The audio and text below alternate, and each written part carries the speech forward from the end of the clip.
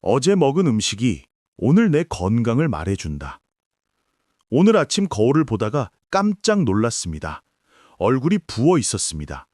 눈꺼풀이 무겁고 볼이 퉁퉁했습니다. 어제와 다른 얼굴이었습니다. 무엇이 문제였을까요? 잠시 생각해 봤습니다. 어제 저녁에 뭘 먹었는지 떠올려 봤습니다. 라면이었습니다. 매운 라면에 김치를 듬뿍 넣어 먹었습니다. 맛있었습니다. 그런데 바로 그것이 문제였습니다. 나트륨이 과했던 겁니다. 짠 음식을 먹으면 다음날 몸이 붓습니다. 얼굴만이 아닙니다. 손도 붓고 발도 붓습니다. 몸이 정직하게 반응합니다. 어제 먹은 것이 오늘 드러납니다. 이것은 비단 붓기만의 문제가 아닙니다.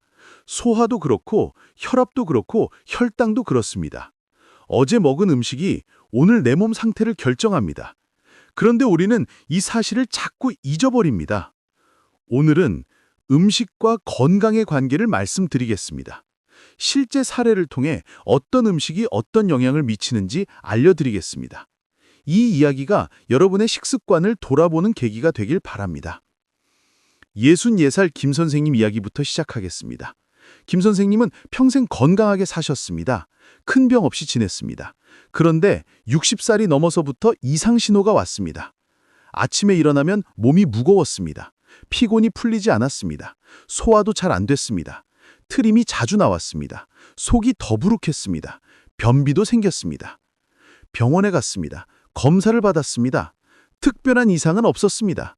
의사는 스트레스나 노화 때문일 거라고 했습니다. 약을 처방해 줬습니다. 소화제라 변비약이었습니다. 약을 먹으면 잠시 나아지는 것 같았습니다.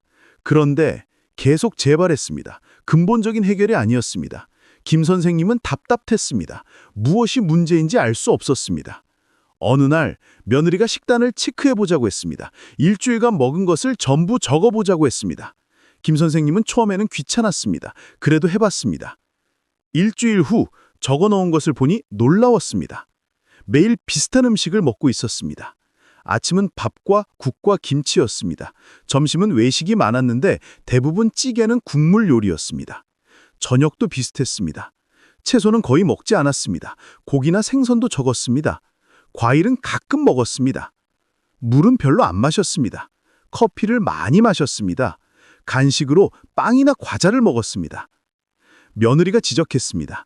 영양 불균형이라고 했습니다. 탄수화물과 나트륨이 과하고 단백질과 식이섬유가 부족하다고 했습니다. 이런 식단이 소화 문제와 변비를 일으킨다고 했습니다. 김 선생님은 반신반의했습니다. 평생 이렇게 먹었는데 별 문제 없었다고 생각했습니다. 하지만 며느리가 권하는 대로 한번 바꿔보기로 했습니다. 아침 식단을 바꿨습니다. 밥을 줄이고 계란과 야채를 늘렸습니다. 김치도 적게 먹었습니다. 점심은 샐러드를 추가했습니다. 저녁은 생선을 자주 먹었습니다. 간식은 과일로 바꿨습니다. 물을 많이 마셨습니다. 처음 며칠은 입맛에 안 맞았습니다. 싱겁고 허전했습니다. 그런데 일주일쯤 지나자 변화가 느껴졌습니다. 아침에 일어날 때 몸이 가벼웠습니다. 소화가 잘 됐습니다. 변비도 나아졌습니다. 한 달 후에는 확실히 달라졌습니다. 피로감이 줄었습니다. 몸이 가볍고 기분이 좋았습니다. 약을 먹지 않아도 괜찮았습니다. 김 선생님은 놀라웠습니다. 음식을 바꾸는 것만으로 이렇게 달라지다니. 김 선생님은 말씀하셨습니다. 평생 잘못 먹고 있었다고, 나이가 들수록 음식이 중요하다고, 어제 먹은 것이 오늘 몸 상태를 만든다는 것을 이제야 깨달았다고 합니다. 이 이야기에서 무엇을 배울 수 있을까요? 첫째는 식단을 점검해야 한다는 것입니다. 매일 무엇을 먹는지 기록해 보십시오. 패턴이 보일 것입니다. 부족한 영양소가 보일 것입니다. 둘째는 나트륨을 줄여야 한다는 것입니다. 짠 음식은 혈압을 올립니다. 붓기를 유발합니다. 신장에 부담을 줍니다. 싱겁게 먹는 습관을 들여야 합니다. 셋째는 단백질을 챙겨야 한다는 것입니다. 나이가 들수록 근육이 줄어듭니다. 단백질을 충분히 먹어야 합니다. 계란, 생선, 두부, 콩류를 드십시오. 넷째는 식이섬유가 중요하다는 것입니다. 변비를 배방합니다. 혈당을 조절합니다. 포만감을 줍니다. 채소와 과일을 많이 드십시오. 하지만 김 선생님의 경우는 가벼운 편이었습니다. 지금부터 들려드릴 이야기는 더 심각합니다. 잘못된 식습관이 큰 병을 부른 경우입니다. 59살 박 부장님 이야기입니다. 박 부장님은 회사 생활을 오래 하셨습니다. 야근과 회식이 잦았습니다. 불규칙한 식사가 습관이 됐습니다. 아침은 거의 안 먹었습니다. 시간이 없었습니다. 점심은 빨리 먹었습니다. 급하게 먹다 보니 과식했습니다. 저녁은 늦게 먹었습니다. 회식이 있으면 술과 기름진 음식을 많이 먹었습니다. 야식도 자주 먹었습니다. 치킨이나 피자를 시켜 먹었습니다. 라면을 끓여 먹었습니다. 늦은 시간에 먹고 바로 잤습니다. 이런 생활이 수십 년 계속됐습니다. 박 부장님은 살이 쪘습니다. 배가 많이 나왔습니다. 그런데 바쁘다는 핑계로 운동도 안 했습니다. 건강검진에서 경고가 나왔습니다. 혈압이 높았습니다. 혈당도 높았습니다. 콜레스테롤도 높았습니다. 의사는 생활 습관을 바꾸라고 했습니다. 특히 식습관을 개선해야 한다고 했습니다. 약을 처방해 줬습니다. 박 부장님은 약만 먹으면 되겠지 생각했습니다. 식습관은 바꾸지 않았습니다. 1년이 지났습니다. 상태가 나아지지 않았습니다. 오히려 더 나빠졌습니다. 혈압약을 늘렸습니다. 당뇨약도 추가됐습니다. 그래도 수치가 잘 조절되지 않았습니다. 어느 날 가슴이 답답했습니다. 숨이 차고 식은땀이 났습니다. 병원에 갔습니다. 심장에 문제가 있었습니다. 협심증이었습니다.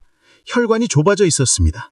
의사는 심각하다고 했습니다. 지금 당장 생활 습관을 바꾸지 않으면 큰일 난다고 했습니다. 심근경색이 올 수 있다고 했습니다.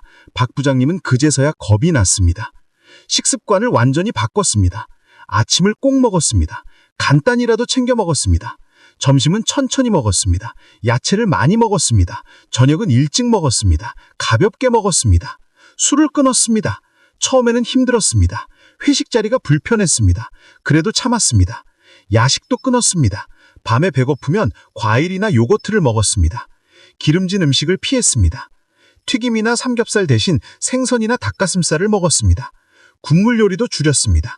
염분을 줄이기 위해서였습니다. 물을 많이 마셨습니다.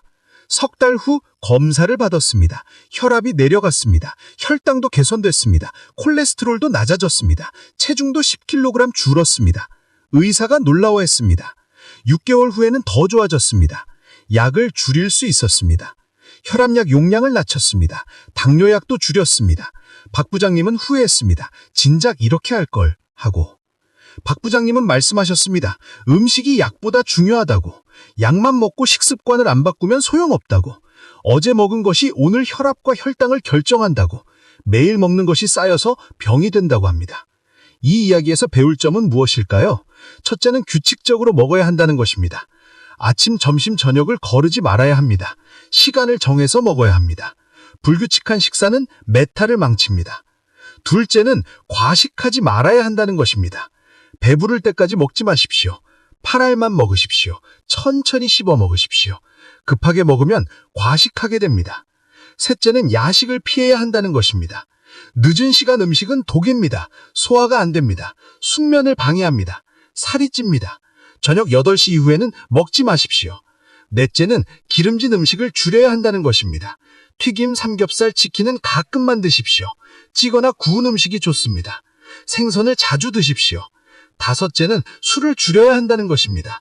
술은 백해 무익합니다. 간을 망칩니다. 혈압을 올립니다. 살을 찌웁니다. 가능하면 끊으십시오. 어렵다면 줄이십시오. 67살 최 여사님 이야기도 있습니다. 최 여사님은 평생 살림을 하셨습니다. 음식을 잘 만드셨습니다. 가족들이 좋아하는 반찬을 만들었습니다. 간이 센 음식이 많았습니다. 최 여사님 본인도 짜게 먹는 편이었습니다. 젓갈도 좋아했습니다. 김치도 많이 먹었습니다. 국물 요리를 자주 해 먹었습니다. 찌개도 좋아했습니다. 70살이 넘어서부터 문제가 생겼습니다. 다리가 자주 붓기 시작했습니다. 아침에 일어나면 얼굴도 부었습니다. 신발이 끼었습니다. 반지도 잘 안 빠졌습니다. 병원에 갔습니다. 신장 기능이 떨어졌다고 했습니다. 나트륨을 너무 많이 섭취했다는 것이었습니다. 신장이 걸러내지 못해 몸에 수분이 차는 것이었습니다. 의사는 엄격하게 말했습니다. 지금부터 저염식을 해야 한다고, 젓갈, 김치, 장아찌 모두 끊어야 한다고, 국물도 마시면 안 된다고, 음식간을 아주 싱겁게 해야 한다고 했습니다. 최 여사님은 막막했습니다. 평생 짜게 먹었는데 싱겁게 먹을 수 있을까? 처음 며칠은 음식이 맛없었습니다. 먹기가 싫었습니다. 스트레스였습니다. 그런데 일주일쯤 지나자 적응이 됐습니다. 입맛이 바뀌기 시작했습니다. 음식 본연의 맛이 느껴졌습니다.